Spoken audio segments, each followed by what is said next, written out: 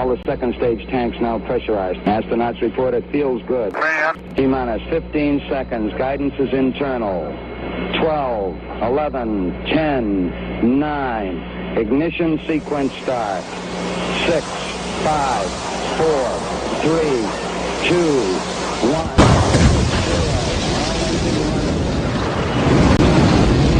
Like a furry torpedo to the jugular. This is Honey Badger Radio. Radio with bite.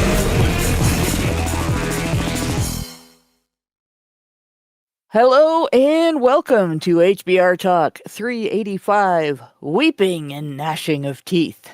I'm your host, Hannah Wallen, here with Nonsense Annihilator Lauren Brooks and the personification of perceptivity, Mike Stevenson. We have the Doge in charge, Brian Martinez, working in the background to make things happen. And tonight, we are going to go back and take a look at a bit of female behavior from the unwomen of UN Women. And yeah, I'm still going to call them that because they are little girls trapped in bodies that look like adults and occasionally sound like adults. But right now they're having a childish temper tantrum. So we'll see what happens. Yeah, we're going to gloat. Hell yes, we're going to gloat. And hell yes, they were asking for it. So there you go. In case you're wondering why it is that gay men do that thing where they have the lisp and the various other speech impediments, and you may wonder why they do that, and you may think maybe they're trying to sound like women, but they're not. They're trying to sound like women who sound like children. And the point is that there are so many women who are trying to sound like children. And the point is, we got into a place where women feel like they don't need to be anything more than children. And from there on, we got into a point where men feel like they only need to sound like children. And we are here at this point where the majority of the population cannot get beyond the childish mindset. It's just that men are not forgiven for sounding like children, but women are.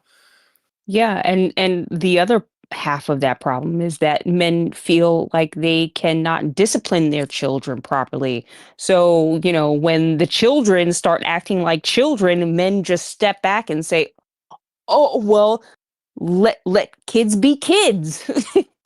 Yeah. Once upon a time, society recognized that if women couldn't act like adults, then it would be necessary for men to be in charge of them to the degree of engaging in discipline if necessary. And women were like, well, we want adult rights, so we're willing to take on adult responsibilities. And the second half of that lasted about 5 minutes. And we ended up with a worldwide organization promoting the idea that no other kind of violence in the world is as important to deal with as the one that happens the least often out of every type of violence there is. Mm-hmm. And the only reason is because all those other types of violence primarily affect men or boys. It's only when it affects women or girls that it matters. Like that's where we are now. So yeah, we don't hate gay men and we don't hate women. We hate children. We don't hate children either. I kind of hate children, but we hate adults acting like children. I think I that's really when we say that, and that's what it is. I strenuously object to adults acting like children. Yes, that I will say. And that's what we're dealing with. That's the fact that gay men tend to speak lispily and with a bunch of at least the swishy ones of speech impediments. They're only doing that because they're emulating the women who have been emulating children for the longest time because they think they're nothing but children. Mm-hmm. And I'm like, no, we don't hate gay men, we don't hate women, we hate adults who act like children. And we've been dealing with this problem for some time, like centuries, maybe even a millennium, maybe ever since the advent of romantic chivalry, in which women were afforded the ability to act like children, and men were just told to act like the adults in charge of them. This has always been bollocks, and I don't feel the need to explain what bollocks means because I think you already know. All right, let's get on with it. Yeah.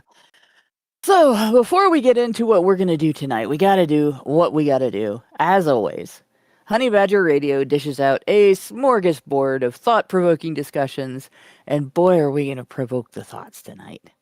But as experience both recent and long past have demonstrated, the provoked thoughts are fighting back. They've made it clear that for people like us, relying on third-party payment platforms like Patreon to fund our work is treading on thin ice, or building our house in the path of a rapidly growing wildfire. In light of this, we strongly encourage our supporters to switch at least their support for us to feedthebadger.com, the most stable way to help us out. And if you want to tip us directly instead of relying on any social media platforms tip jar, the link for that is feedthebadger.com/justthetip. And as always, the same risk applies to our social media platforms, which is why you should further provoke the thought police by tracking our thought-provoking discussions on honeybadgerbrigade.com, where you can find your way to all of our content, as well as a link to feedthebadger.com in the drop-down menu at the top of the page. And with that, let us get into the weeping and gnashing of teeth. So, UN Women, we've been, prior to our delving into the efforts of USAID's, the USAID's infection, to try to override the U.S. federal government and essentially engage in a soft coup. Before we were talking about that, we were talking about, we'll just switch the page here for just a second. If I can remember which one, I might have closed it actually, but no, here it is. Okay, no, this isn't UN Women. But yeah, that's our after show. We're we're reading From Violence to Sexism: The Manosphere is Doing Real World Harm. And that is where we are right now. But UN Women had a few articles out about how to get rid of the manosphere because they do not like us. They believe us to be the bad guys. What is this real world? Do they think that they live in? I mean, what level of reality do they think that they exist in? That is, because it's certainly different from ours. Yeah. It's where a man is a woman if they say so, and a woman is a man if they say so. That's what reality is whatever we say it is. So, yeah. All right, shut up. But they had a couple of articles. What is the manosphere and why should we care? And then, of course, they wanted to counter the manosphere's toxic influence. How to counter the manosphere's toxic influence. And among the things that we had looked at previously, their plan to rescue the world from the evil influence of fathers that want to raise their own children, and men who want the same access to public education as women, and guys who want their due process rights respected when they go to court. Guys that don't want to be treated as criminals before they have even had the opportunity to not do anything or to do anything, right? So they're definitely going to get rid of advocates for those guys. Definitely going to eliminate the entire manosphere. All of those men out there that are talking about how important it is for men to get regular checkups to avoid dying from prostate cancer, those horrible, demonic, evil men that are, trying to get other men to work together for their own physical, or not physical therapy, but psychological therapy in places like men's sheds that are male only. So you have men helping men to handle men's problems, express their feelings in ways that feel more comfortable for men. Things like that. The whole demonic effort at stopping male suicide. Like, how dare they stop male suicide? Those evil men, right? That's what UN Women opposes. Is these groups out there like us that don't want men to kill themselves, don't want children to grow up fatherless, and men to have their hearts broken at the loss of their families, don't want husbands to get divorce raped in court, don't want men to get jailed for things they didn't do. All of that, they want us to stop doing that, because doing that somehow hurts women. Those poor innocent women. They can't go into court and lie anymore, and get a man jailed in order to make sure he doesn't get to see his kids. We're really, really dangerous. We are. We're terrible people for doing that. How dare we? And that's what we've been reading about from UN Women. So, of course, when they lose their funding, they're going to be completely honest about why they want it back, right? They're going to definitely put it out there that they need that money so that they can fight the evil manosphere and stop men from gaining equal treatment under the law, and not being presumed bad parents, not being presumed criminals just because they have an outie instead of an innie in the genital area. If you could scroll this article down a bit, Hannah, you can show the audience. What did they actually do? Yeah, it's a woman in a headscarf. It's the Ilan Omars of the world with crutches. Look how these are the women who are suffering from this kind of U.S. funding cuts confirmed, ending life-saving support for women and girls. Yeah, they're talking about the field of emotion or anything. The women in the Muslim world, such as Somalia, and there's still a shitload of things said about. I mean, given that we're talking about stuff that's happened in the U.S. as it relates to women of that particular complexion who might happen to be wearing headscarves, and but they could just come to the United States and start businesses. No. I mean, we don't. Yes, they can, but we don't want them. Sorry. Well, and they can, but that's not what they're doing. They're coming to the United States and claiming to be running businesses, and then getting government money, and not actually doing the business of the business that they claim to have. So, yeah. And interestingly, I believe the establishment knew that was going to happen. And the reason I believe the establishment knew that was going to happen is because I happen to have had the opportunity to watch a few different bits of popular media, or at least they were trying to be popular media. One of them was the Stephen King Castle Rock show, and the Stephen King. The other one was the one about dairy, right? And then I believe it's the Castle Rock one that has Somalians building a mall in Castle Rock, and of course they picked by accident, sheer accident, they picked Salem's Lot to build it in, or build it on top of, which was brilliant. But if you know your history of Stephen King stuff, you understand why that's a bad place to build anything. Yeah. But the point of it is that they were doing what they said they were doing in the area where they said they were doing it. The money that they were using for it, was seed money from their own other businesses, and they weren't ripping anybody off.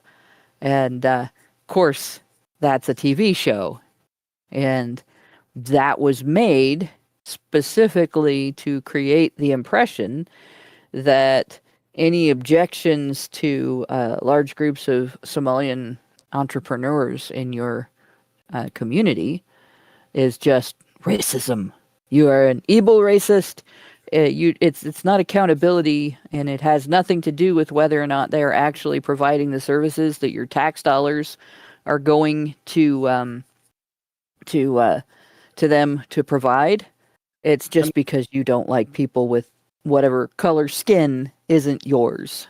And now that we're talking about Somali communities in Minnesota, I have to offer the counter argument, which is, of course, get the fuck out. Get the fuck out. Get out. Get out. Get out.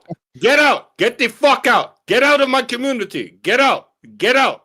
Get out. I mean, I'm gonna continue to say get out and get the fuck out and various iterations on this imploration to get the fuck out and get out and get the fuck out and get out and get out, because that seems to be the counter argument.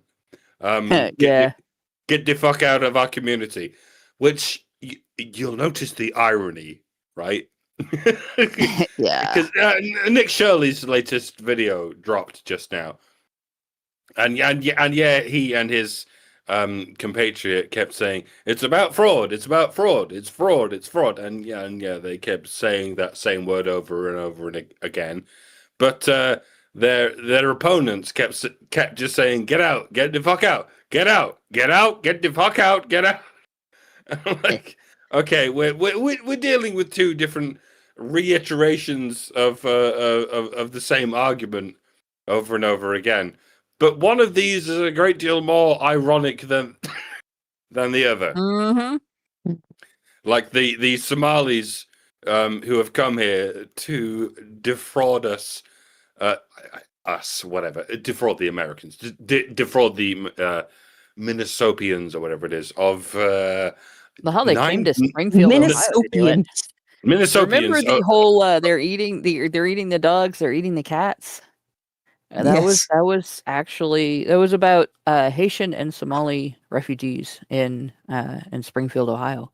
So, but yeah, the great irony I have to point out is that their mantra of choice is get the fuck out of our community. And as soon as we say, good point, no. perhaps you could get the fuck out of our community. I mean, and the most ironic thing I think of all of this is that the quote for Minnesota is Minnesota nice. Yeah. Right. Well, So these people this is nice. This is y'all being nice. No. It is just beyond. My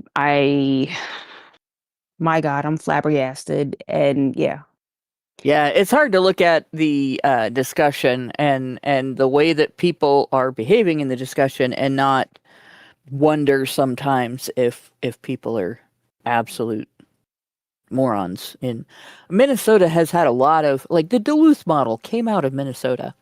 And there's an account on that makes perfect sense. That if you want to know how bad things are in Minnesota and how much stupid has come out of Minnesota, see if I can find, not offhand, dang it, I'll have to, there's an account that I follow, and we've had discussions about this here on the channel too. But like, the guy's name is Tony, and he has a whole history of the insanity that has come out of Minnesota. Mm. It's like there's something bad in the water in Minnesota. Like, if Stephen King were writing about real life places where there's just sort of all sorts of evil shit that comes out of that place that you kind of wonder if there's, a demon hiding in a cave somewhere making bad stuff happen. Minnesota would be his area that he would be writing about, not made up communities in Maine. But that's the way it is. But in any case, they have the same tactics that UN Women has in regard to having their money taken away or having their ability to do the scammy things taken away, right? The daycares that weren't daycares, the buildings where no children were going to get care while their parents were at work, and no Leering education Center. was taking place. Yes, the Leering Center. There's no Send your daughters to education. the There's no education taking place in the Leering Center. I guarantee guys, you, people. Send your daughters to the Leering Center, right? Send your sons to the Leering Center. Right, that should have been Nick Shirley's mantra. We're just leering. We're just leering together. Because leering is a word. It means looking, Yes. but with spelled differently. With nefarious intent. Yeah, Yeah. we spell differently, but we're just here to leer. What's wrong with leering? We're just here to leer. What's wrong with that? Yeah. You leer, you learn. Yep. Oh, boy, do you. But yeah, their response to that was, this is going to have a terrible effect on all of the women and children that are no longer being served by the ones that never existed. Don't do anything. The ones that never existed in the fucking first place. Yes.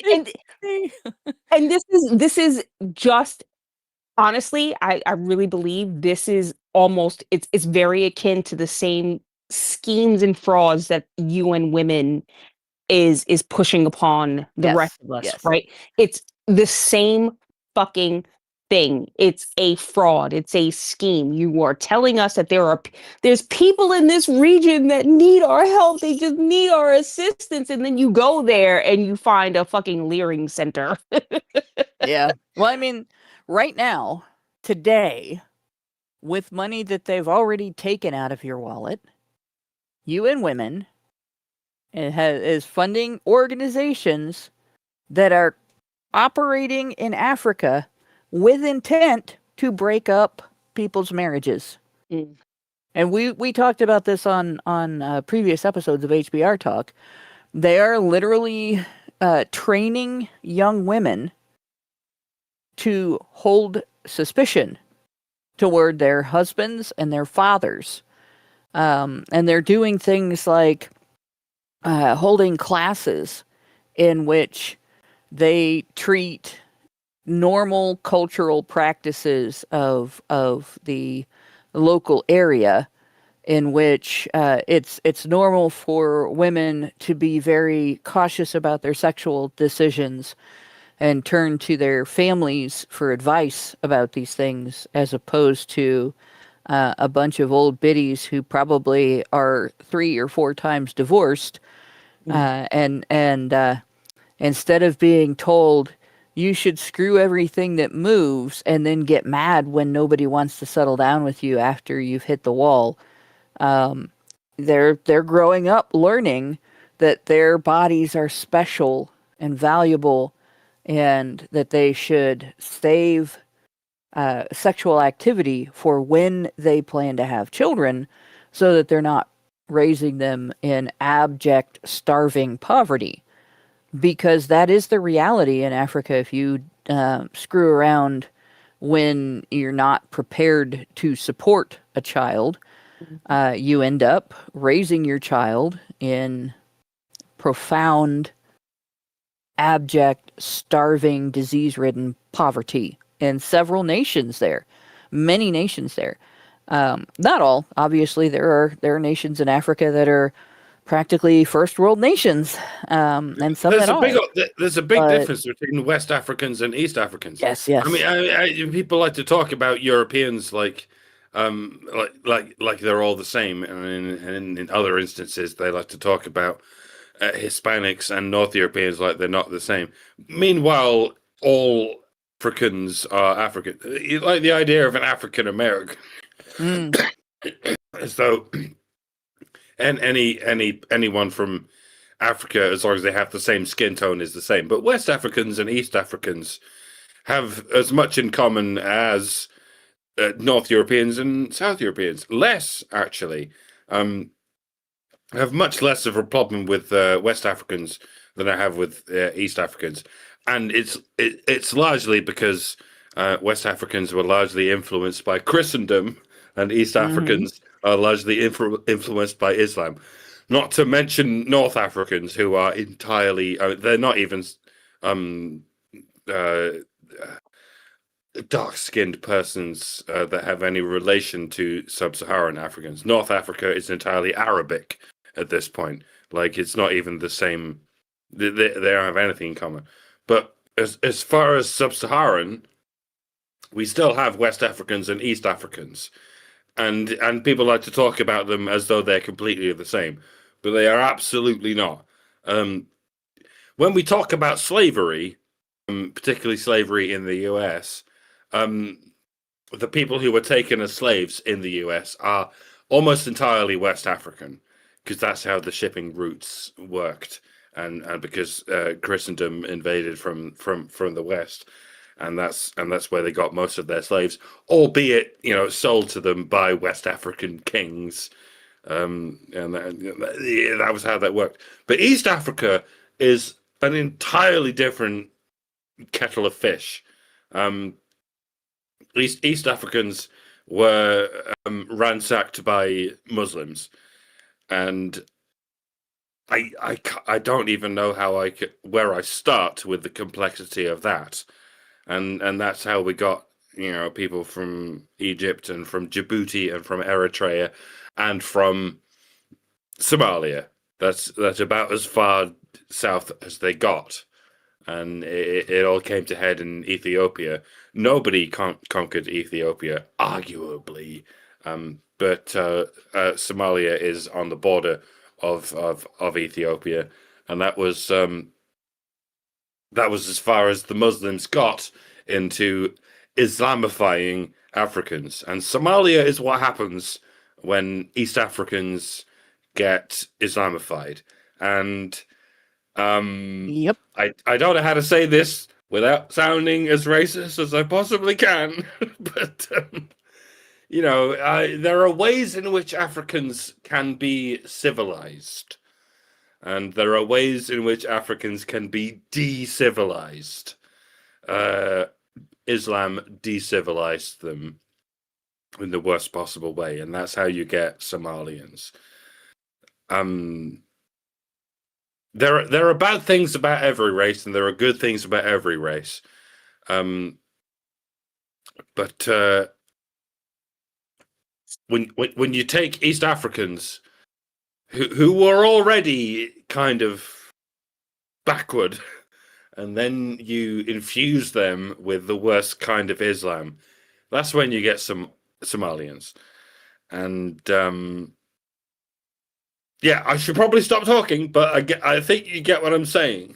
Like, it does change. It does change the way people live. In a very bad way that results in a great deal of poverty and an explosion of, for instance, the nations that have been. You would think, right, that a conservative religion exploding across an area would result in a reduction in things like STIs, but it hasn't, because UN Women has been funding organizations that are in there teaching them that the magic circumcision ritual will do a better job of stopping them from getting AIDS than wearing condoms will. And yeah, but go ahead, Lauren. I was gonna say I happen to believe that even though the religion might not be the most progressive, if I can use that term in this sense, but I fully believe, if I'm looking at the physiognomy with the shape of the heads and the buck teeth, something happened over there, and maybe it was chemical warfare, but there is something. Somebody said that the Somalian family tree is a pole. Yeah, that's if you have if your culture becomes dominated by a religion that essentially says science doesn't matter anytime there's a question. They don't even like. At least Christians will try to work out how Christianity and science are not contradicting each other. Yeah. And among those things, you get rules like maybe it's not the best idea for a guy to have a whole bunch of different wives because he'll die when he's 40. And your kids will be fucking their siblings and marrying and Yes, fucking their siblings, and and so that that's how that happens.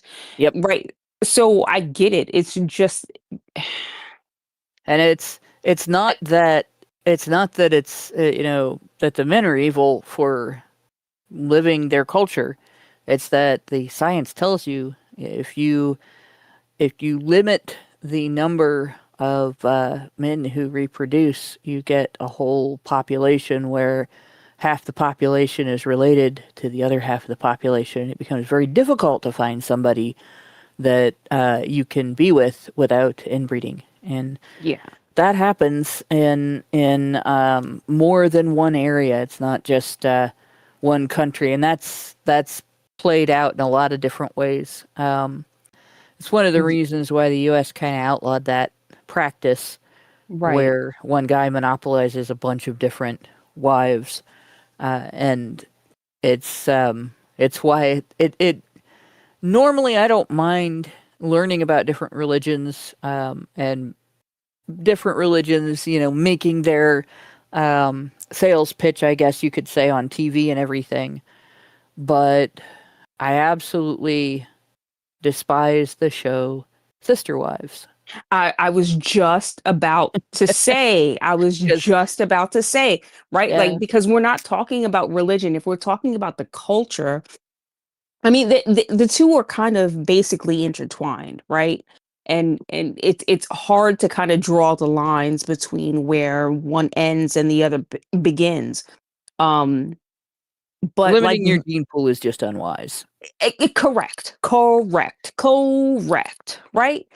And Right. that's fine, but what you don't see is the Mormons, and maybe it's happening. I don't know. Maybe Nick Shirley hasn't uncovered that leaf, right? He hasn't turned over that rock. But I don't see the Mormons going in and making a whole bunch of millions of fucking dollars off of this daycare fraud, Yeah. because they're Mormons they don't need daycare.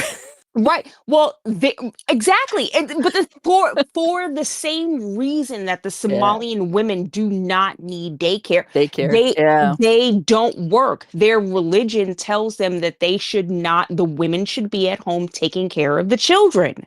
Right? Perfectly fine. I mean, oh my God, how is anybody against that? This is the way it was for eons, forever, right? Women stayed home and took care of the children. That's the natural order of things, if you're asking me. And if you're still listening to this, then you're asking me. There uh, you go. right. Women are the caretakers. They are the first teacher of the child. They breed the children. They feed the children with their own bodies, right? Why should they be forced out into the work field, right? To go and do a job and punch into a clock and then come home and have to then serve another fucking job. And I feel like I sound like a feminist when I make this argument, but I don't give a fuck. It's just I am arguing on the side that men should be the breadwinners. Men should be the one going out into the field. Women should stay out of the workforce and stay home and raise the children. We would have so much more of a balance in society. We wouldn't have these problems.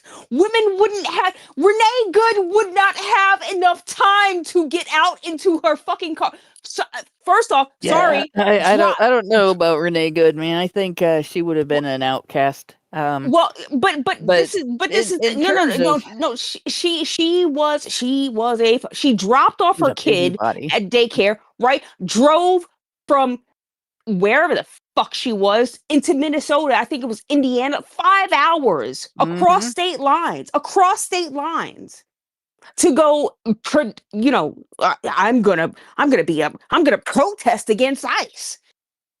And she thought that was a good idea. If she was at home, if she was a good mother, if she was a good person, she would have been home taking care of her children instead. Yeah. And here But we are. she lost custody of a couple of her children, Yes, and she that's did. a Yes, rather she did. difficult thing for a Y- woman to do. So I'm Yes, I'm wondering there. But in any yes, case, she did. And from what I heard, what I heard, I haven't seen the actual facts. She was burning cigarettes out on her children. well, we don't know if we don't know We the actual facts, we but don't know, I and can I tell you don't this. know, but I can tell you this. It is very difficult to get custody away from a woman, um, absolutely. especially if she's fighting for it. And if somebody actually, uh, if the father gets custody and not the state, he has had to prove not only that he is highly capable as a parent and can support the children and is going to provide care for the children and nurturing and so on, has a good environment for the children, but he also has to prove that the environment the children are in with the mother is so bad that it's a danger to them.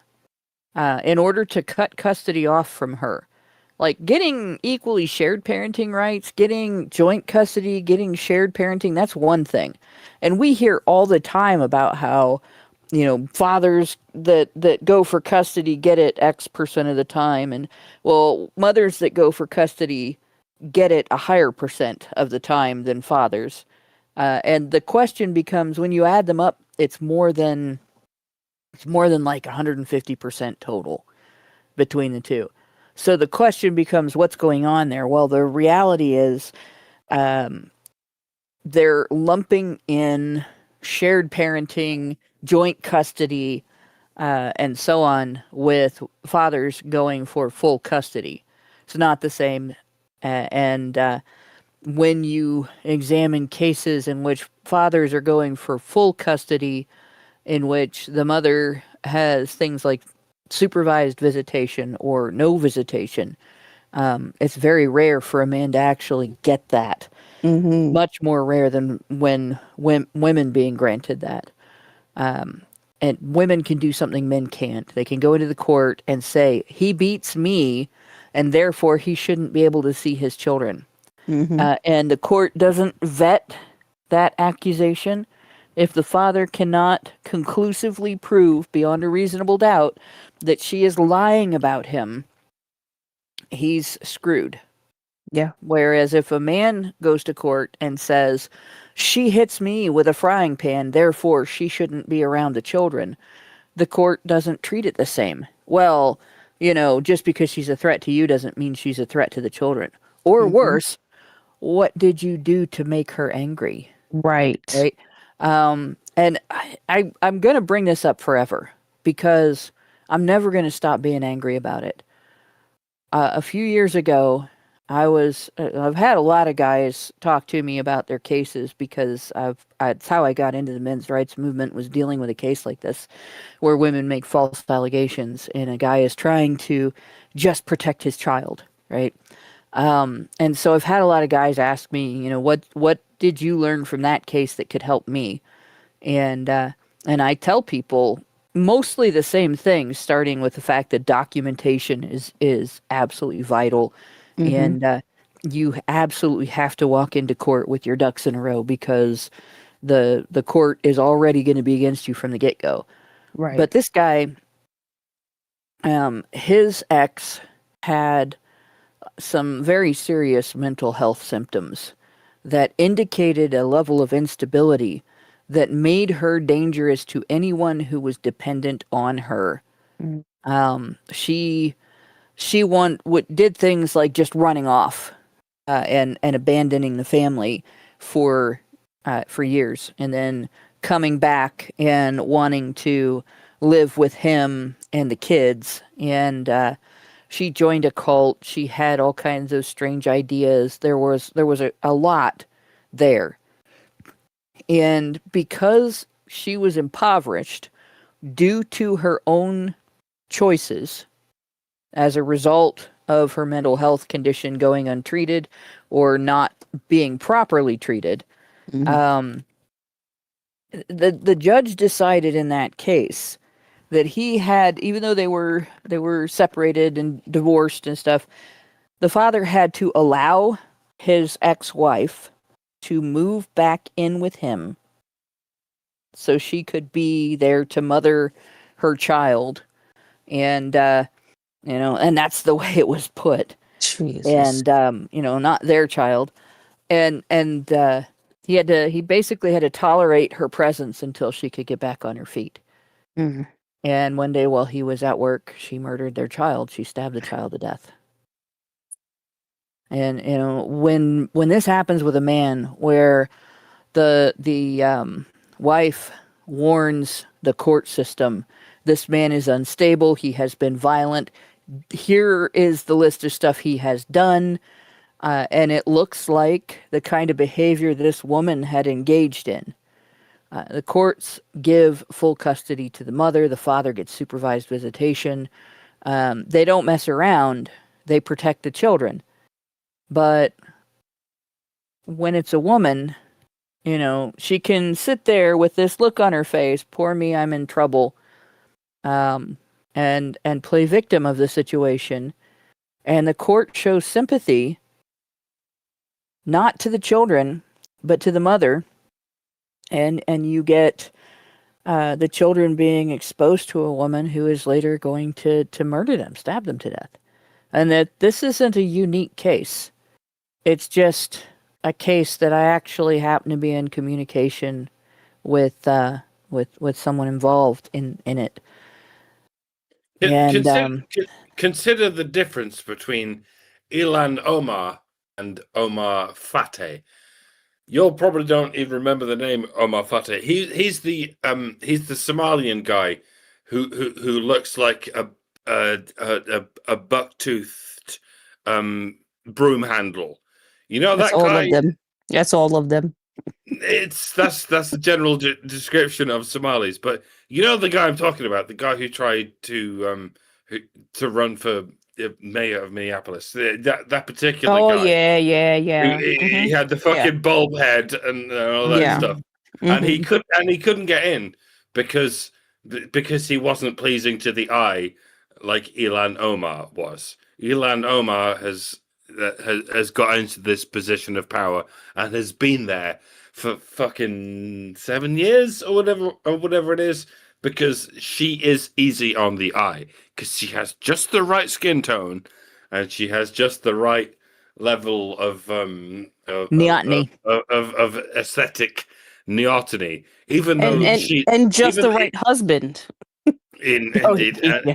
and even though she is extremely uh viscerally rude to the reporters who talk to her, as you may have seen over the past few weeks, whenever some reporter tries to talk to her in the street, and she's like, there is something wrong with your brain. You cannot. I'm sure you are saying what these Republicans say, but you are stupid. There is something wrong with your brain. But she can get through. Ilan Omar has always been been able to get through in a way that Omar Fateh has never been able to get through, because she's the most easy on the eye Somalian that that anyone has been able to get through, and Yeah. that's the original problem in a nutshell. That as long as you're reasonably neotenous, you can be the coat hanger on which $9 billion of fraud can hang itself on, and Yeah. and that's why Ilan Omar will never be out of a job, whereas Omar Fateh will never be in with the job, because it's all based on whatever woman you can get into a position of power, and however neotenous that woman is. Uh, and yeah, it pisses me off that people keep blaming this on white liberal women, where no, it's just as applicable to Somalian liberal women, whatever liberal even means anymore. It just means Well, they use the term it, liberal when they're describing communists. it just means fuck America and Yeah. big up everyone else. Yeah. Yeah. So back to the bit though about the natural order of things and so on. Like historically, when you look at the way that children were raised, up until the Industrial Revolution, both parents had a significant amount of influence on the kids, and kids started learning a trade. Their education wasn't sitting in a classroom being told that they might have been born in the wrong body. It was practical. If your father was a shoemaker, you learned how to make shoes. If your father worked in the military, you learned military protocol. You learned how to fight, and you might become law enforcement or military, when you grew up. If your parents had a farm, you learned everything about farming, and and so on. If your father was a doctor, you learned about medicine. And same thing with little girls. Whatever their mother did, they learned. If their mother was a midwife, they learned midwifery. And if their mother had to work outside the home, which did happen, even before the Industrial Revolution, poor women have always had to work. Poor women who lived under actual poverty conditions would do work at home. They'd teach their kids to also do that work. So your housework, yes, the woman was in charge of the housework, but as she might have, 3 or 4 daughters helping her with it at different ages, doing different levels of work, and she might go to the homes of people who made more money than her family did and do their laundry and their cleaning or their cooking. And that was normal. That was normal for a very long time, going back to before, back to when there wasn't work. And yeah, if their mother was a prostitute, mangaka, they learned the same thing. The oldest profession, right? Although I think the oldest profession was probably stealing. But in any case, this was the norm. And there wasn't anything wrong with children learning from their parents. There wasn't anything wrong with parents having access to their children far more than they do today. I think there's something wrong with the way that we do things today that keeps parents away from their children for more of the day than they get to spend time with them, and subjects the children to the opinions and lifestyle choices of strangers without parental involvement and supervision.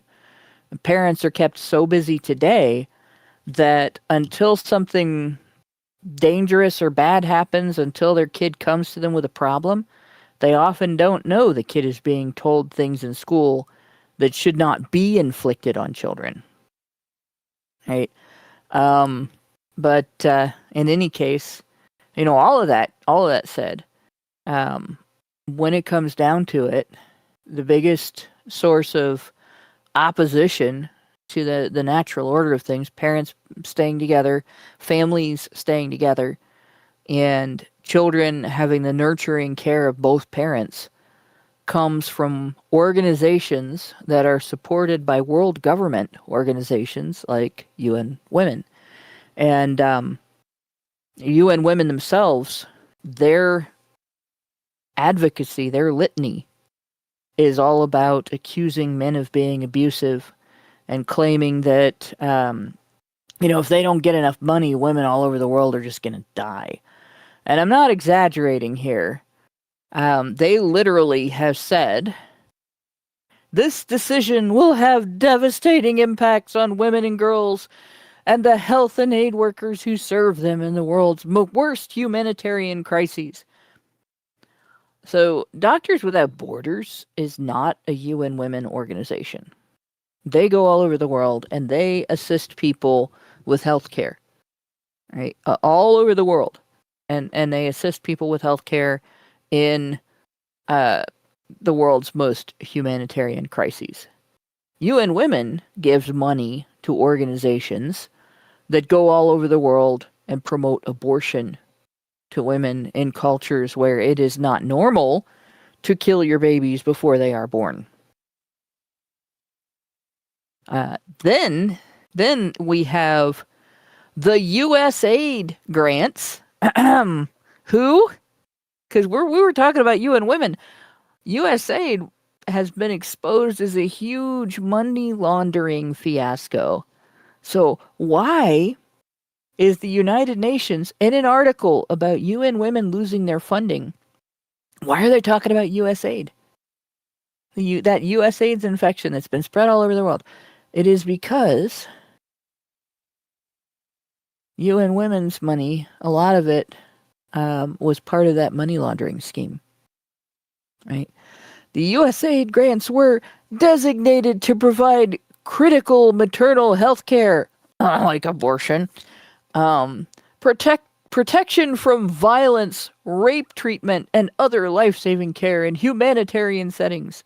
This includes UNFPA's work, that's UN Women, to end maternal death, safely deliver babies, and address horrific violence faced by women and girls in places like Gaza, Sudan, and Ukraine. By the way, next week we're going to be looking at an article in which talking about a woman who has lured men from various countries to the Russian front in Ukraine to become soldiers, and she has conned the shit out of them. And it's a hell of an article. I looked at it a little bit before the show, and y'all are going to get pissed off as fuck when you hear this article. Mm-hmm. But yeah, let's translate this, right? To end maternal death. So let's start out with that. You know which country has one of the highest rates of maternal death in the first world? USA? Yeah. Mm-hmm. If you include abortion, right? Yeah. Nope. No, maternal death. That is, now, maternal death, the definition, the way they've described it, when they count up the numbers, the statistics are based on defining maternal death as the death of a woman at any point between when she becomes pregnant and within the first year after childbirth. So that's essentially a 2-year time span. And it doesn't just count things like, you have had some health condition and it's related to your pregnancy specifically, and you die as a result of the wear and tear on your body from pregnancy and childbirth. It includes things like the mother committed suicide, the mother was in a car accident and died, the mother was killed in a crime, right? And in fact, I've had feminists try to tell me that the leading cause of maternal death is getting killed by the mother's partner, male partner. And of course, I looked into that, and actually the leading cause of maternal death is cardiovascular issues and cardiopulmonary issues. So essentially, it is things that happen if you are too fat, or if you use drugs, or if you have a genetic predisposition toward certain cardiopulmonary and cardiovascular conditions, not violence of any kind, actually, unless you consider it self-violence to destroy your health and then do something that puts a strain on it, and then you die from it. So this idea of we're going to spend a shit ton of money in the United States to end maternal death in other countries, but apparently we can't end it here, can we? And part of the reason, like the most dangerous threat to pregnant women in the United States, according to statistics on the causes of maternal death in the United States, the single biggest threat to women who are pregnant in the United States is the women themselves. And second only to that is the fat acceptance movement, which is a feminist gig. So yeah. But yeah, we need to spend billions of dollars all around the world to protect women in other countries by exporting the ideology that has led to women in the United States ignoring their health and then dying during their pregnancy from heart attacks, strokes, and other cardiovascular issues, right? The next one, safely deliver babies. The organizations that we looked at in past episodes of HBR Talk that are funded by UN Women seek to remove the single most important factor in a family that contributes to the protection of mothers and children, that being the dad.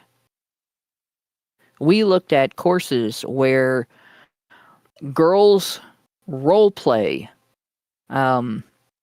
conversations and circumstances with each other in which men are the bad guys and the only smart people in the room are women, and it's better to not be married, to not have a man in your life. And of course, this is supposed to help women achieve the circumstances needed to be healthy and safe during their pregnancy. Meanwhile, these same organizations are also setting up abortion clinics in those countries. So I'm not quite sure exactly what this does to help safely deliver babies. I think probably, again, Doctors Without Borders probably does more.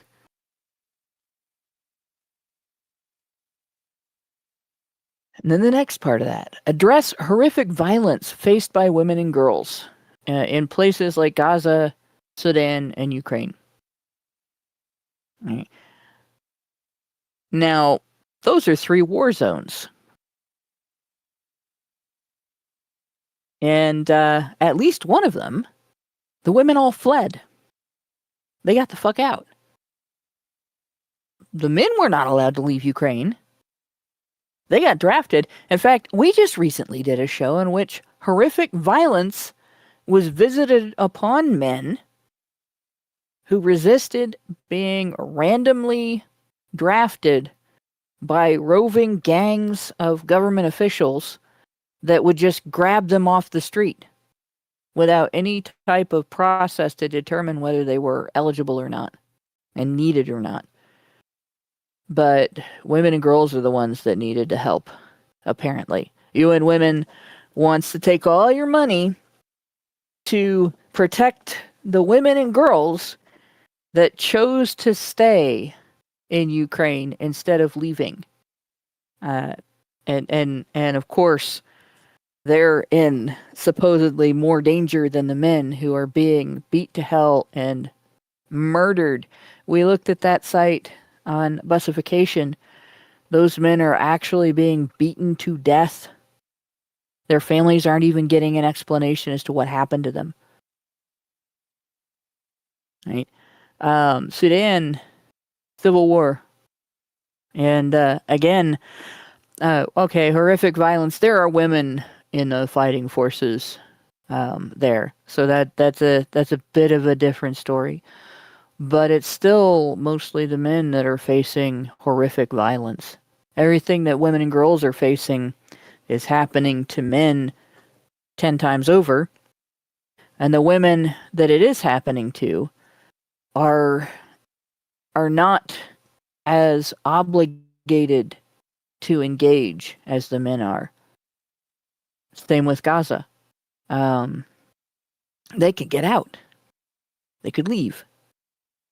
And nobody would fault them because what is happening there kind of constitutes a civil war as well. Or an uncivil war. I don't know. I don't know how to phrase that. But and that violence is taking place on both sides and targeting men, women, and children and pets on both sides. But they're only worried about the women. And they're not worried about the fact that women are engaging in violence as well. So this is what we're looking at, weeping and gnashing of teeth. You're not giving us your money to go into these areas and focus entirely on women, even though most of the victims are fighting age men.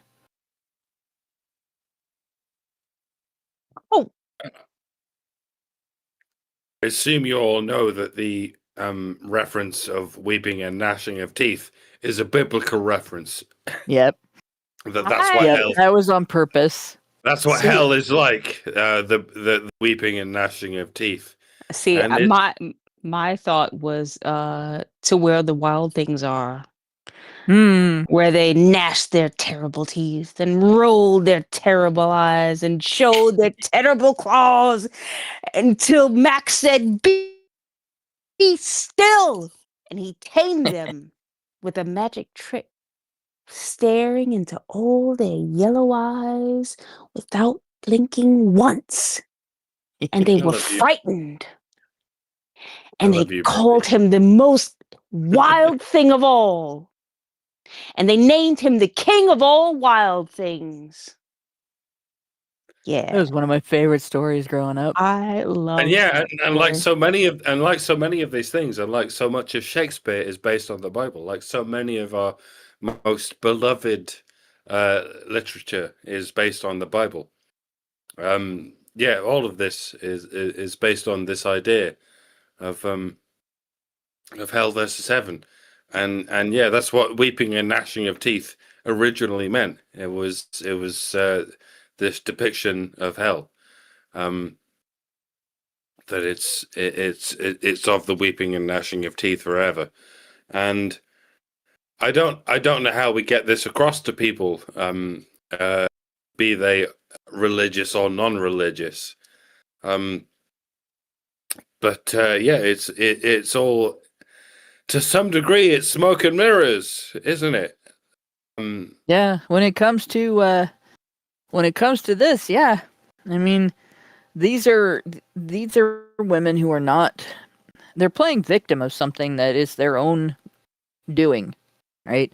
If they had chosen to take the money that was being given to them through the UN, through the United States, through the countries that donate, that give money, and actually do the things they are claiming that they did, and promote harmony between men and women, and try to teach families, to build unity around love and care, around, if I'm pronouncing it right, storge.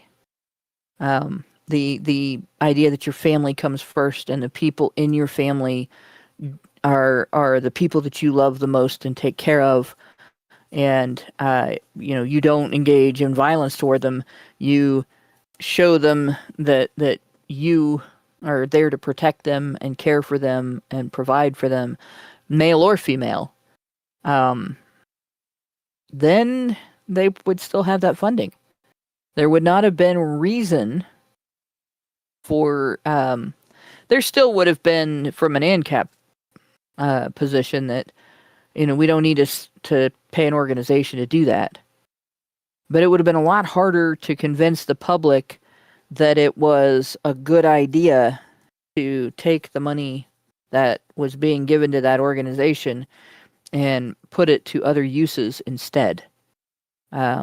Whereas, going around the world and promoting the breakup of families, demonizing men, suggesting that abortion is the best route for women to take, and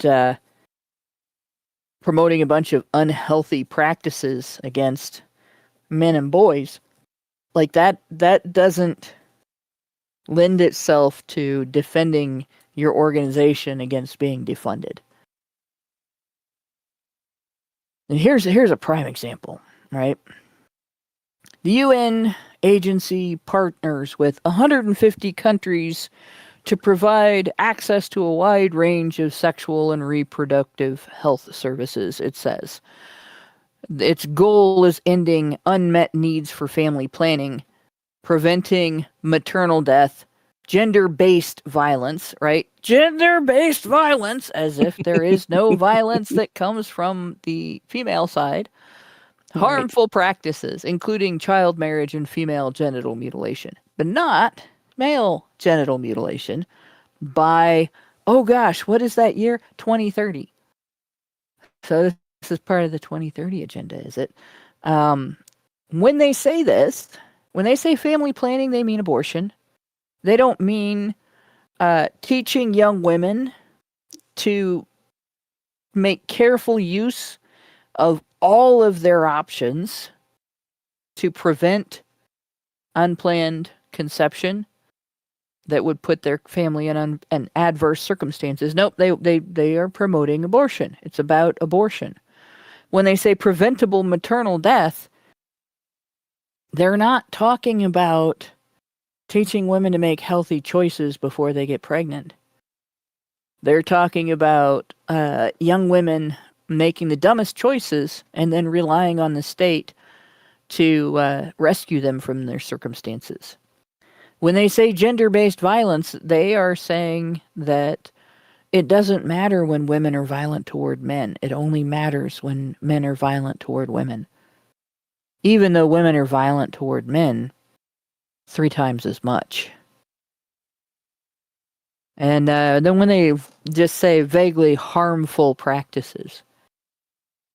Harmful practices covers in UN women speak everything from actual bad ideas to the idea that marriage is one man and one woman and that children should be raised by both of their parents, and things like if your culture still has some sort of a dowry system, regardless of whether the dowry system is the bride brings money into the family, or because of the value the bride brings into the family, the groom has to replace that value in the family she's leaving by giving money to that family when he marries her, which, depending on the nation and the history, dowry has gone both ways historically.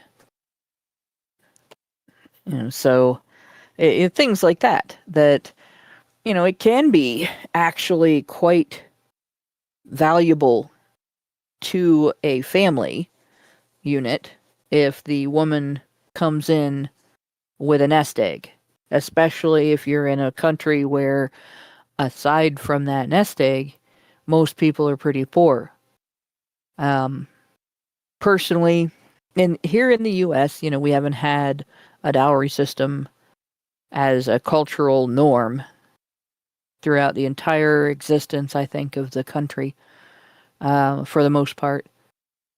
Whereas in Europe, it was pretty normal. In the U.S., I don't know of a whole lot of history. Like maybe maybe women would take some amount from their family with them when they got married. But a girl in high school could start as soon as she's old enough to legally work, which is 16, could get a part-time job, work part-time while she's in high school, spend a couple of years working full-time when she gets out of high school, sock most of that money away, and come out of it with a pretty decent down payment on a house, on a mortgage, and take that into her marriage, and there would be a few things that would happen because she had a financial investment in the marital property. She would be more likely to place value on the marriage and place value on remaining loyal and wanting to stay close with her husband, maintaining her relationship. And of course, that little head start, that economic head start, would prevent a lot of the existing poverty, which in the U.S., what we call poverty is a whole different animal than what is poverty in certain nations in Africa and South America, where people who are poor actually don't have food, and they can't just go to the government and get it. Right? They can't just go to, there's not a food bank in their neighborhood that they can go to and get it. Like, poverty in the United States is poverty light compared to poverty in third world nations and even in second world nations. So it's not, I hate calling it poverty. It's but compared to other people in the US, there is poverty. And there are people that are less educated, there are people that are less healthy because of it, right? And there are people that grow up and are also very low income because of it. And the cycle continues. But if there was a norm of young women building a nest egg and themselves, not asking their daddy for money, but building a nest egg themselves, they would grow up more. They would value their relationships more. They would work harder to make their marriages work. And their marriage would start out easier financially than it does in many, many cases. So, like, this idea that dowry is a bad thing, which is something that, UN Women has, we've read complaints by UN Women about dowry. In and of itself, it's not. Right? Entertaining family greed and behavior that is, abusive to the husband or the wife or both, because of a dowry system, that's stupid and destroys people and sets the kids up to have less of a good life than they're going to have normally growing up. But when it's a cooperative effort where young men would seek a woman whose dowry building demonstrates maturity and carefulness, mindfulness, and women would have that mindfulness and that diligence and seek a man who respects that, you would have a lot more marital success. We wouldn't have a 50% divorce rate. We might drop as low as a 5% divorce rate. And when both parties are mutually invested, a relationship lasts much longer and works out much better. You are much more armored against whatever tough times do come along. When meteor falls out of the sky, when you get into a car accident, lightning strikes your house. Lightning struck my parents' house, by the way, twice. And a tornado hit, dropped a tree on the house once. Jesus. Yeah, it was a good house, though. They both worked very hard, and they sought very carefully. And they actually managed to get a 2-story brick house during the 1970s. that was it was built in the the end of the 1800s, and then added on to after that.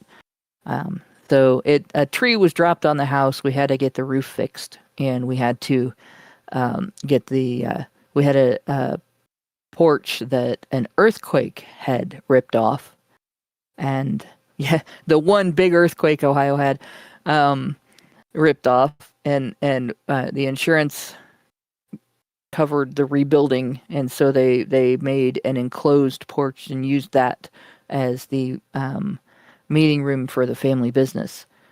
But all of the work that they put into that, they ended up. I'm not talking out of my ass here. I'm talking from experience. My mom, my dad put my mom through school, her last year of school, and then she put him through his last year of school with her salary from her first year of teaching.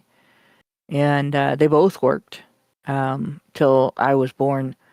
And then mom worked a lot less than dad after that, until my brother and I were old enough for her to increase the amount of work she did outside the home. Both of my parents worked throughout my entire childhood.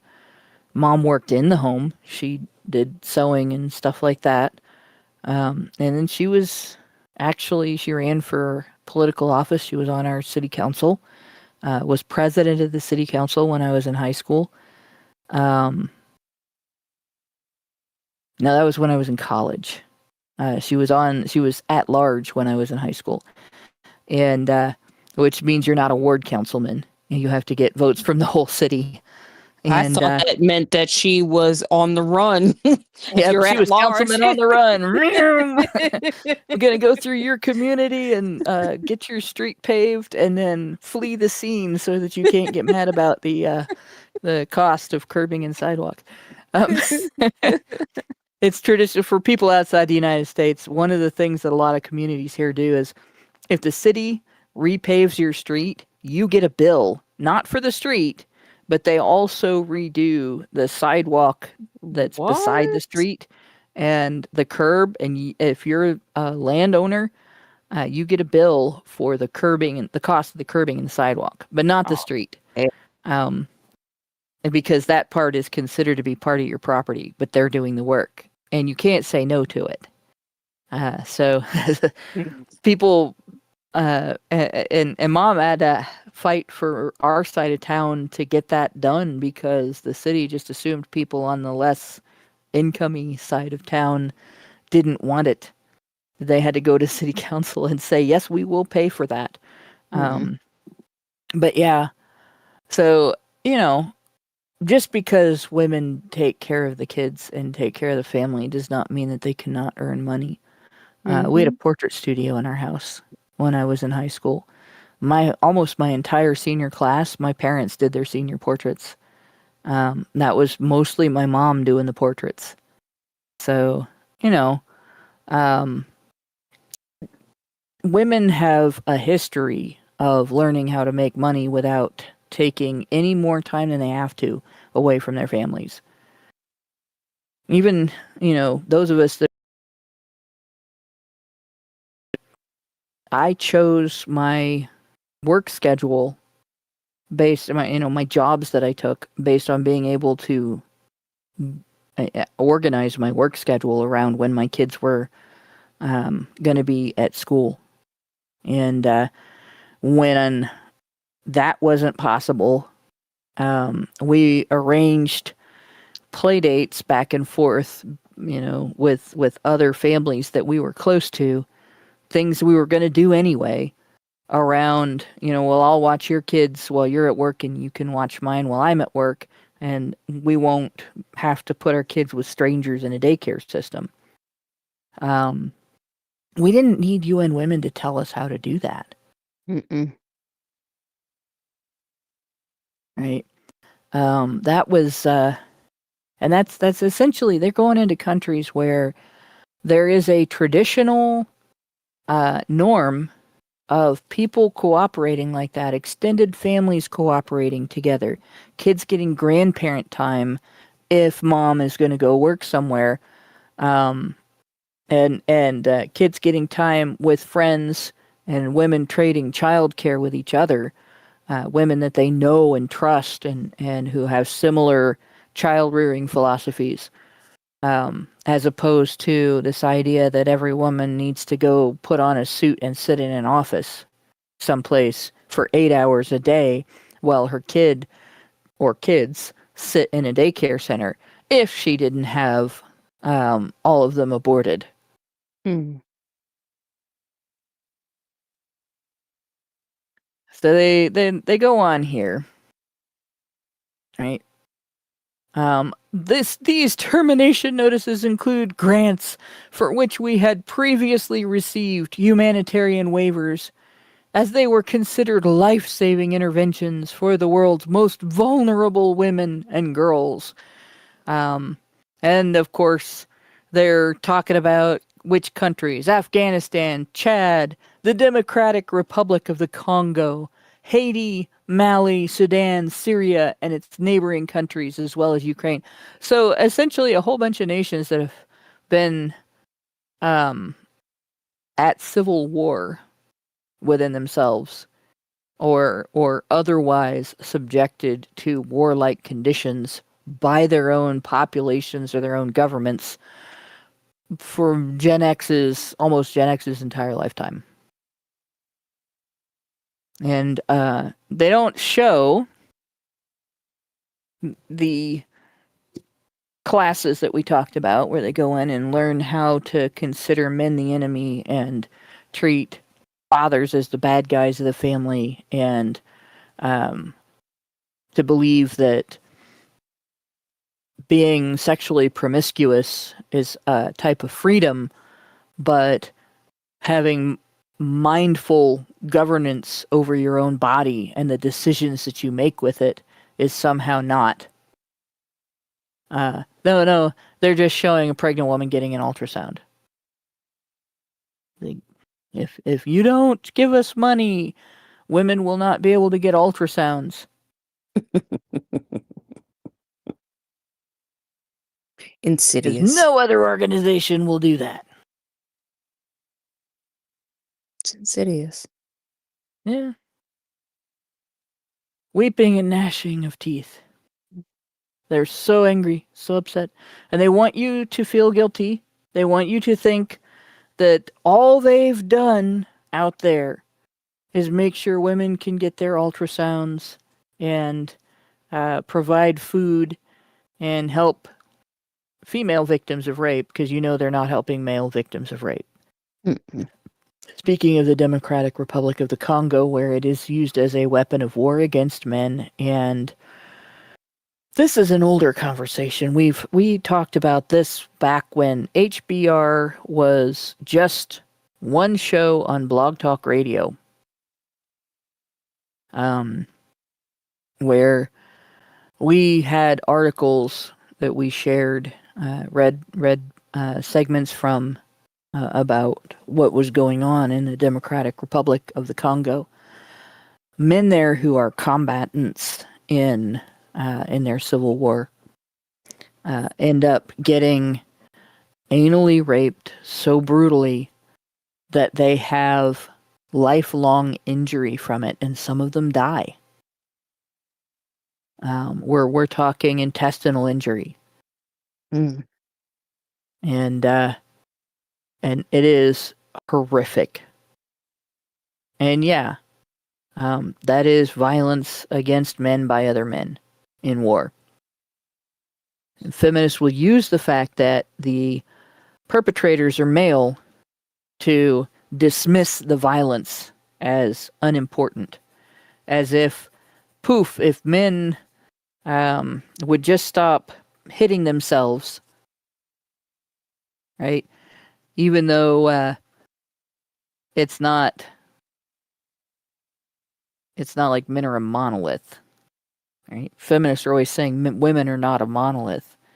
Well, men are not a monolith either. And if the majority of a type of violence in the world is inflicted on men by other men, that doesn't make it more important to address the female victims. It means that that type of violence itself needs to be examined so we can figure out how to discourage and eliminate it. Right? The poverty that UN Women talks about addressing, right? All these women in poverty, is because in these nations there is so much violence against the men that there are many women who live without providers but are unable to provide for themselves or unwilling.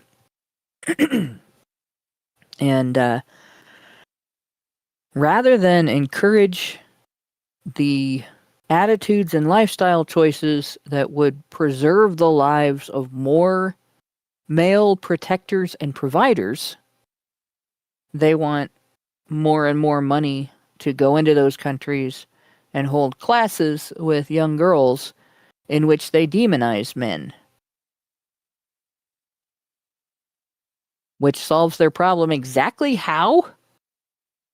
Balls. Balls. Balls. Balls. It fell off my chair just now. Bullshit. Yeah, no, balls. I don't know what else to say. Balls. Yeah. So, and I'm kind of curious here. What the interesting thing, they're mentioning Afghanistan. I am surprised that Afghanistan allows UN women to operate in their country, considering that women are not allowed to go to doctors there.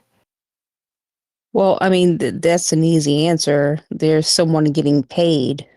Yeah. To Well, it makes me question the whole narrative. Women are not allowed to go to doctors, but UN women can come in and give them ultrasounds. Yeah. Like, which one of those two things is true? Are they allowing UN women to come in or organizations funded by UN women to come in and give Afghan women gyno exams where the physicians are female? Are they allowing male physicians to do this? Of course not. No way. Or is it true that in the wake of the U.S. failure in Afghanistan and Al-Qaeda taking over, like we're told, women are being denied health care? Which one of those? Because those two things cannot both be true.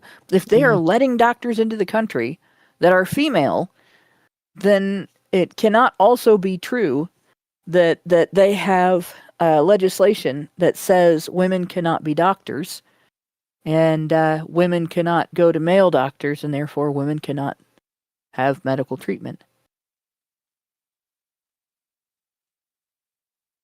Then we're talking about sexual and reproductive health services here.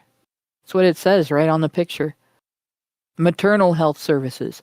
So this is gyno health services. This isn't somebody prescribing antibiotics because you got a cold, right? This is the speculum spelunking test, and the mammograms and the physician's exams that you get when you're pregnant, all the various things that they check you for, the blood tests and so on. Like, which is it? I'm a little confused here.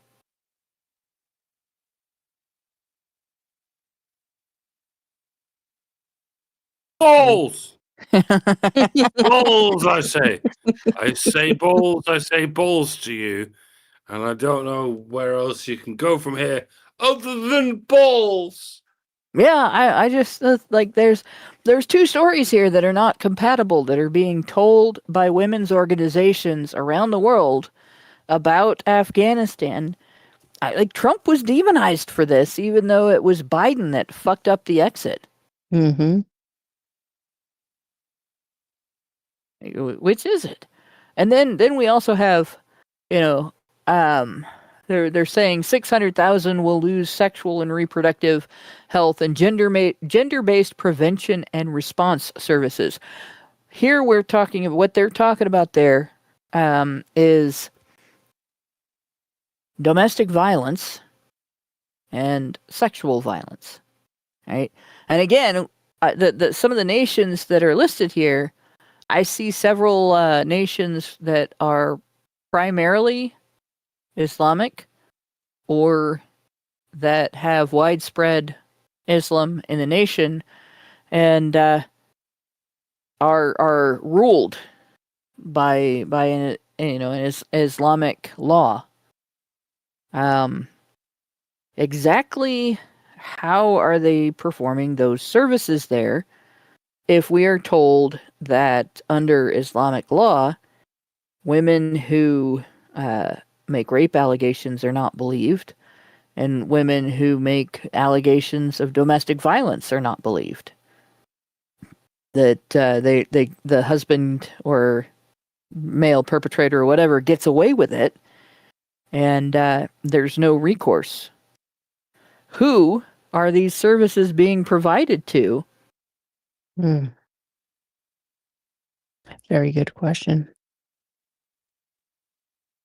Similarly, in Ukraine, I don't think that the women who fled the country are getting services. So what exactly is UN Women doing in there? Like, the only women who couldn't flee the country are trans women. Every biological woman and girl that wanted out was given leave to leave.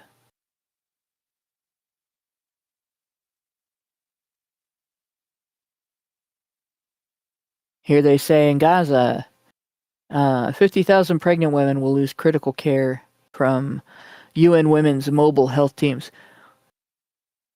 Question, with all of what's going on there,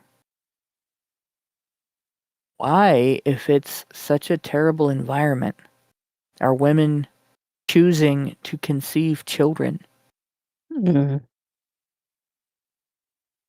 and staying there after they've done so? Are they stupid?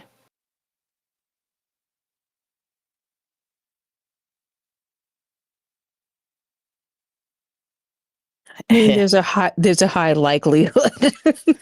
Like, I'm if Michigan was bombing the shit out of Ohio, right, and then also sending armed soldiers into Ohio and committing atrocities against Ohioans, I don't think I would get pregnant in the middle of that and stay in Ohio.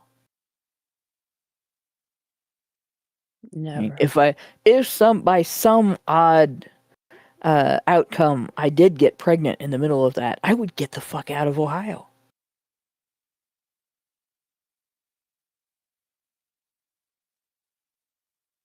But then again, I cared about my kids. But yeah.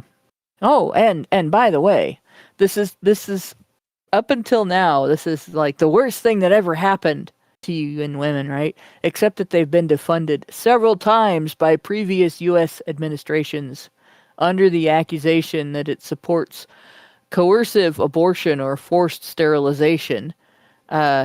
Claims that have been refuted by other U.S. administrations. So they're essentially citing the fight between the left and right wings of political, federal political administrations in the United States as proof of their innocence. And then they say independent investigations and leaders at UFNPA or UNFPA and the UN more broadly. But the reality is independent investigations have confirmed the allegations of coercive abortion and forced sterilization. And then UN Women comes out with reports that ignore some of the evidence, and they claim that's an independent investigation.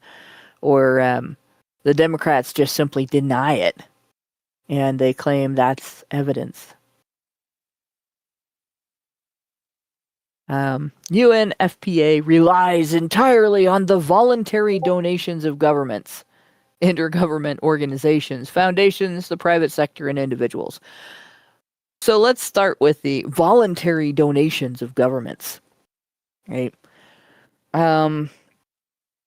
If you are on a date with a gal and you want sex and she's not interested, and you guilt trip her about it, and she consents because she feels bad for you, feminists call that rape. You just raped her, according to the people who support UN Women.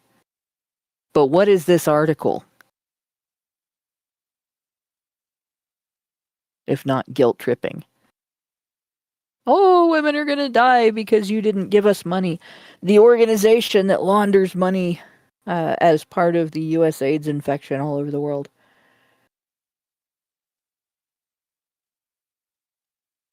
Like, what is this? Have they been honest here? No. You know, have they talked about everything they do? No. Did they use an emotional appeal? Images of there's a child there, a little girl.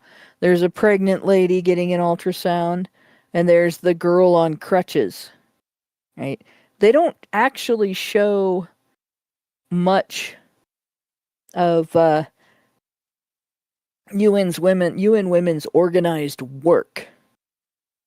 I noticed that there's no images of buildings, there's no images of food being handed out, there's no images of women's shelters that they're running, or any video of any of their educational initiatives, or no, just emotional. This is the kind of imagery that you see in those commercials. Send us money so we can rescue abused animals. Or the ones from back in the 90s with Sally Struthers and the starving children in Africa. Yes. That South Park made fun of. Turned her into Jabba the Hutt. Right? That's what we're looking at here. Weeping and gnashing of teeth. So when we actually look, what do UN Women do?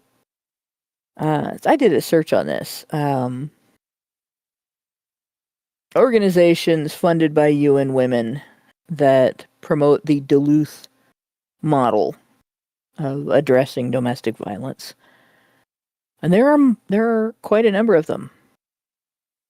Right? Domestic Abuse Intervention Program, DAIP, the Duluth model, is the organization most directly associated with the development and promotion.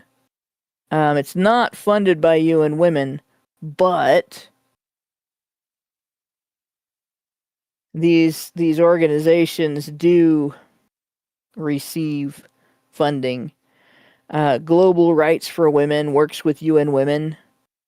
They adapt the Duluth model's framework all over the world. Coordinated Community Response Power and Control Wheel. The Coordinated Community Response thing is the one that one of the creators of it, when writing about it, pointed out that it was entirely ideologically based, not evidence-based. Praxis International, which we looked at in one of our previous shows, is another one that works with UN Women and other global partners to ensure fidelity of the Duluth model's methods. So they try to ensure that nations are employing this as opposed to other methods. So it's not just Um, you know, uh, something that they use. They literally try to eliminate anything that's not this. But what they want you to see is this. They don't want you to see them falsely accusing men. They don't want you to see them treating domestic violence that is two-way as always only male perpetrated and the woman only defending herself. Right? They don't want you to see them protecting women who initiate domestic violence. They don't want you to see them protecting women who beat up their own kids or their own parents or their husband's parents. You go to places like India, there are many, many videos coming out of India of, the husband goes out and works and the wife stays home and takes care of the household. And part of the household that she's taking care of is the in-laws, and she hates them, and she does cruel, abusive things to them that are just, it's not neglect, it's actual violence, and it's not to gain compliance or anything like that. It's just random acts of violence for the sake of doing violence to these elderly people. But they don't show that, right? And they certainly don't talk about that as female violence. They don't talk about it as gender-based. What they talk about instead is the girl on crutches in Afghanistan who gets to see a doctor, even though Afghan girls don't get to see doctors. Somehow this one does.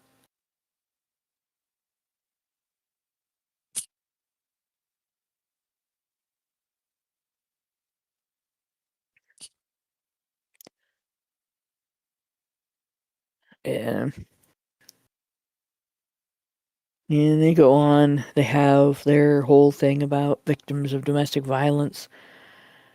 And you notice they will not show male victims here. It's all about women, all about girls. Even though, like I said, women and girls perpetrate 3 times as often as men and boys.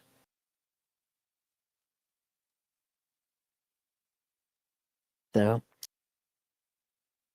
that's pretty much what I wanted to show you. I personally, I am definitely gloating about the loss of funding. I think it's bullshit that they're trying to emotionally appeal. Yeah, we don't even know it. That's a good point. Derek Workman in our Restream chat asks, "How do we know this picture was taken in Afghanistan?" We don't. We don't know. This could have been taken anywhere. This picture also could have been taken anywhere.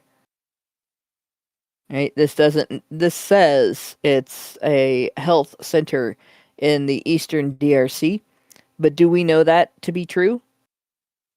And did this woman consent to having her picture taken like this and used on the internet?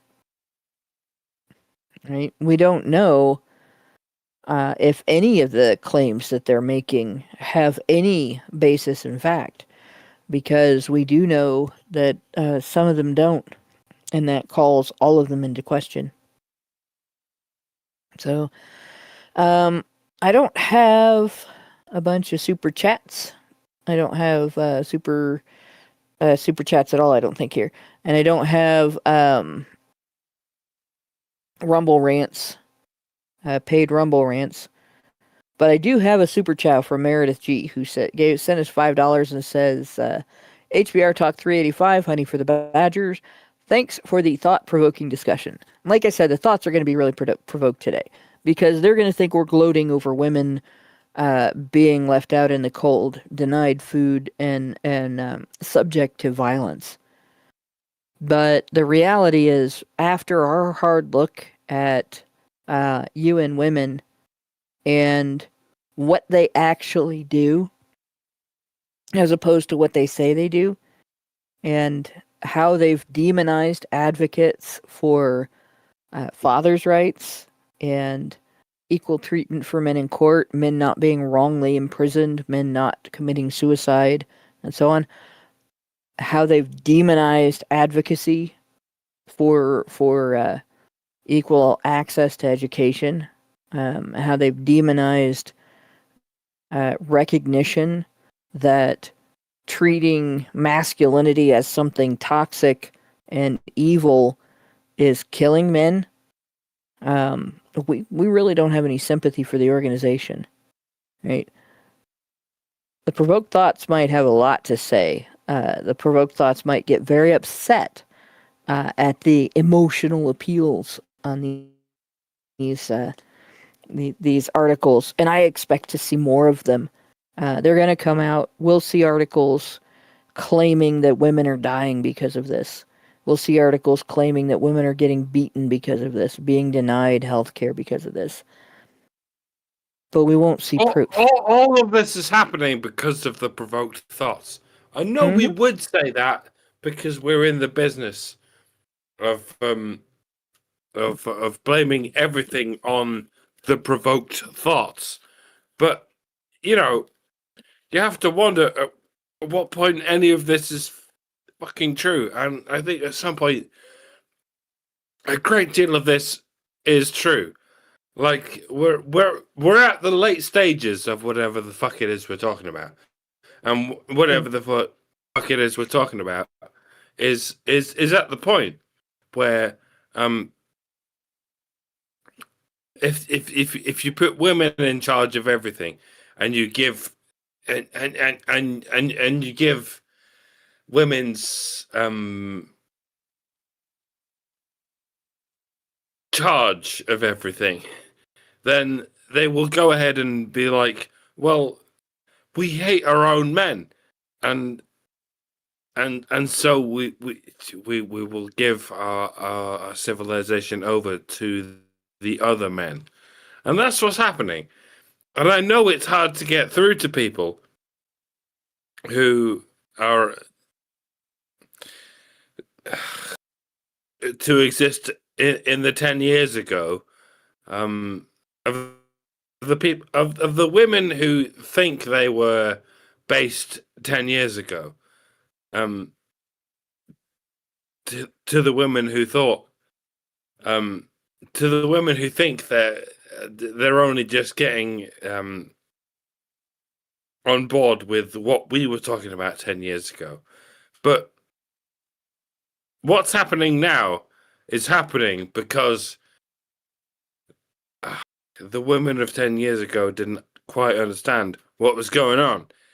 And this is why we talk about the gender problems. Because the immigration problems are only happening because of the gender problems that existed 10 years ago. That we left our countries in charge of women who didn't know any better, and I guess men who didn't know any better as well. But yeah, this is we are losing our culture. We are losing our countries because we gave everything to these fucking stupid women who didn't know any better. And yeah, it's hard to get this across to people. To people who still to this day think that we should be prescribing everything in terms of how we should be prescribing everything in terms of the women who should know better. Like, we're still like everything's still going in the direction of look how victimized the women are.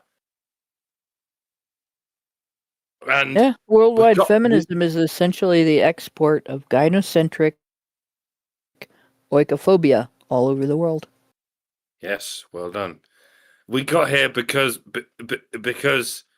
of think of the women, and we're still doing everything because of think of the women. Like, I can understand us doing everything in terms of think of the children, but we're not doing things in terms of think of the children. We're doing everything in terms of think of the women. And I know you all aren't going to understand me framing things in terms of think of the men. Like, I know, like, no society ever is going to quite come to terms with the idea of think of the men. But, Yeah. you know, you can't quite even come to terms with the idea of things of think of the children. All you can think of is think of things in terms of the women. Like, when it comes to the Middle East, when it comes to the Far East, when it comes to whatever fucking wars we're fighting, all you can think of is think of the women. And I'm like, you know, the women are the middle ground. The children are the lower ground, and the men are the upper ground. And I'm like, well done you for thinking of the middle ground. Yes, the women are the middle ground, but the children are the lower ground, and the men are the upper ground. How about, you know, can you think of the stuff in the middle? And the stuff in the middle is the men. I know that's hard to get your head around, because that doesn't quite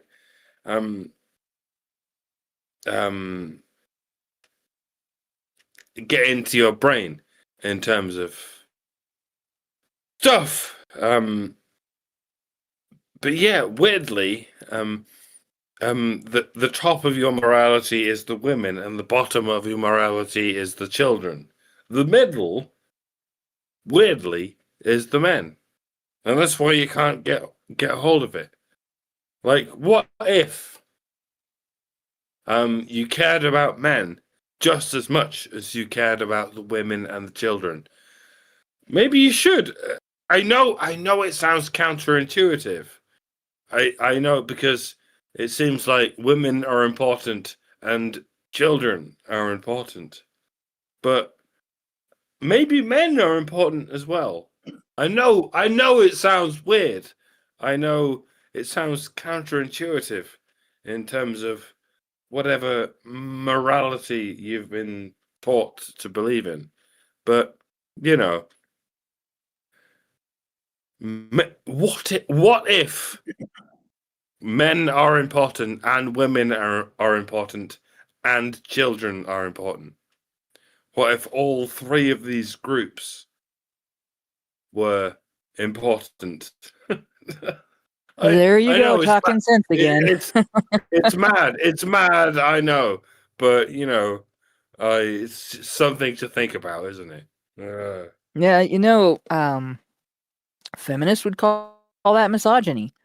And the dumb thing about them calling that misogyny is you consider the messages, the opposite messages, the opposing messages that men and women are given about the importance of the service that they provide to their family and community, right? I can't count how many times someone has told me that because so many people, I've put myself in a position in which many people depend on me for things, I have my family, I have my work, and then I have my activism. And in each of those areas, there are people who rely on me for work and caregiving. And so I've been told you have to take care of yourself because you're important, because people depend on you, and you can't let yourself go. You can't fail to take care of yourself. And what happens if something happens to you? What happens if you become incapacitated, or even if you just sick and you're down for a long time? Other people aren't going to be able to step in and do what you do, and so on. I get told that in every area of my life, and it's not entirely true. There are, and I've found that at work when I had to take time off due to my parents' illnesses before both of them died. There were people that stepped in and did what I did. And at home, my family managed. It wasn't as easy for them as it was when I was there. But when I had to be in another city for 5 weeks at a time, my family didn't fold up and go away. And, Honey Badger Radio managed just fine without me. The entire men's rights movement managed just fine without me. It doesn't mean I don't contribute anything, but it does mean that, I'm a little more disposable than people tell me, right? But they don't tell me that I'm a little more disposable because I'm female. But at the other end of it, men and boys, because your family would be broke if you didn't earn the bread, right? Your family would be in trouble if you weren't there to protect them. Who is going to look out for your kids if you're not around? They don't get told that. They get treated like they're disposable. They get told, suck it up and drive on. You owe them because they depend on you. And if you work yourself to death, that's better than letting them down for 5 minutes, right? That's the way that men and boys get treated. It is exactly the opposite of the message that is given to women and girls. And in most cases, if the man of the household is eliminated from the household, it causes bigger problems.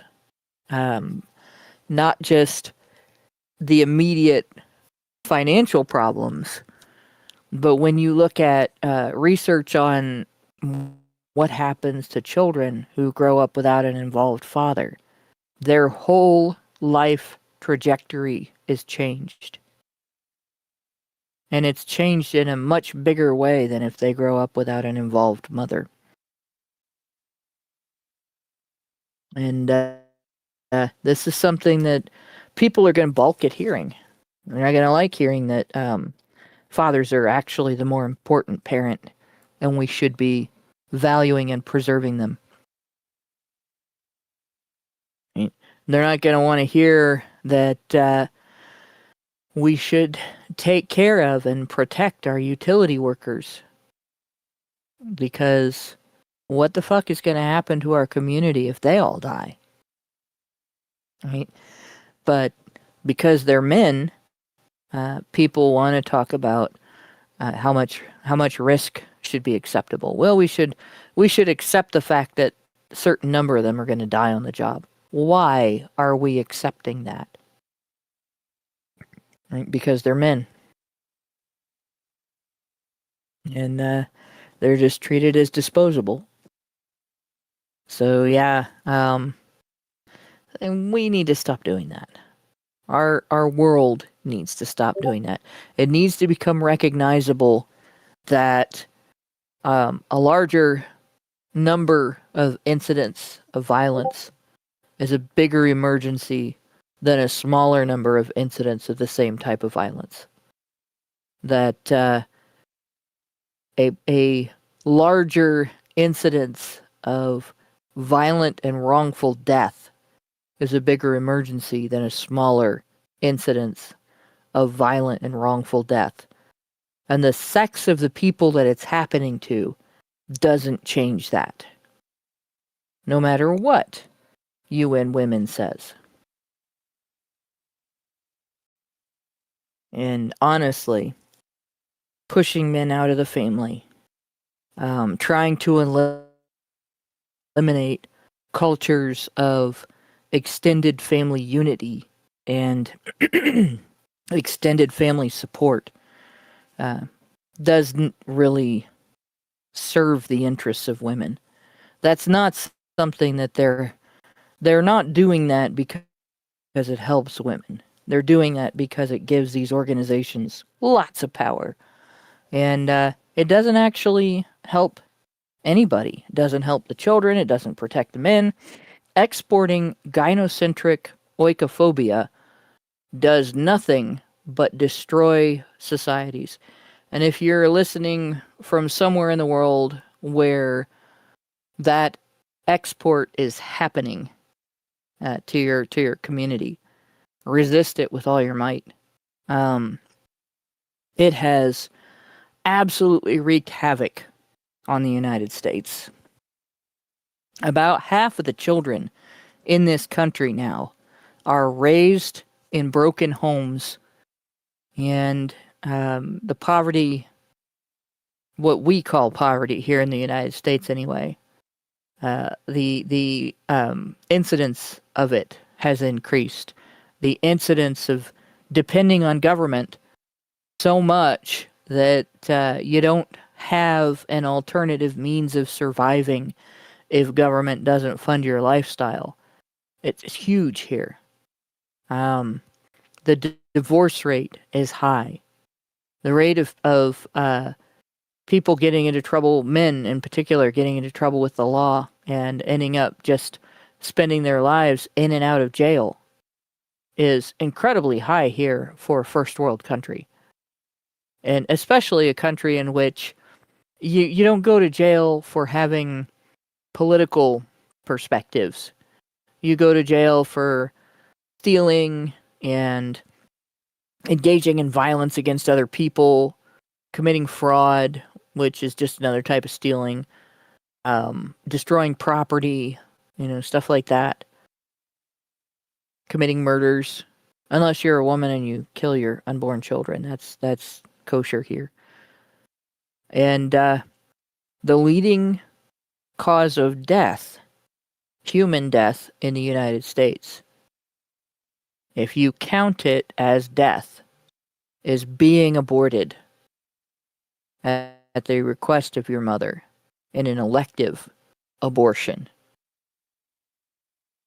Those are the consequences of gynocentric oikophobia. So if your nation hasn't already been taken over, I know we have some listeners in South American countries and some listeners in African countries, because I've been contacted by people from various countries where the primary language is Spanish or French because of where the country is. But don't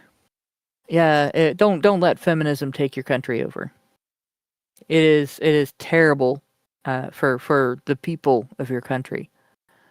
And contrary to what the emotional appeal in these images would indicate,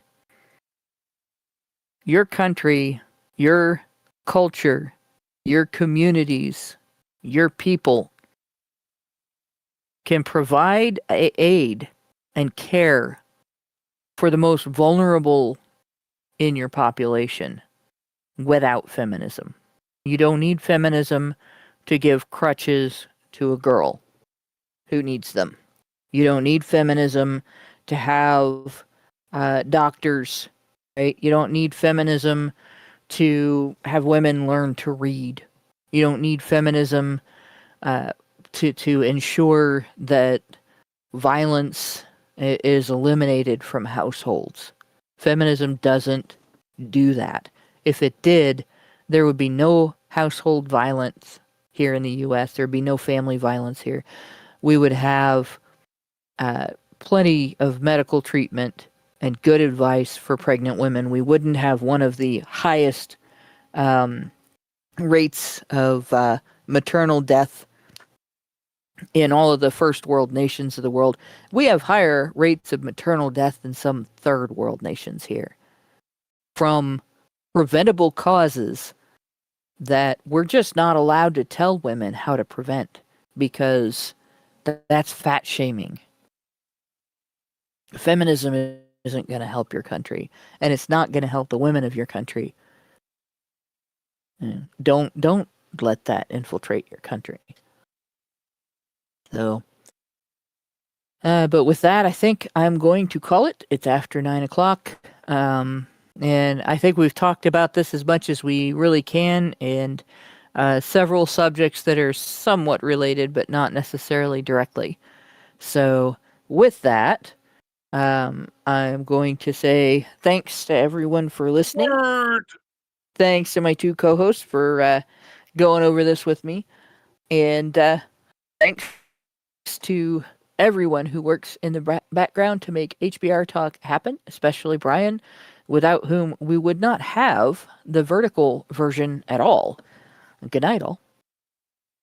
Men's rights activists are machines, dude. Okay? They are literal machines. They are talking point machines. They are impossible to fucking deal with, especially if you have like a couple dudes who have good memory on top of that too. Holy shit, you're fucked.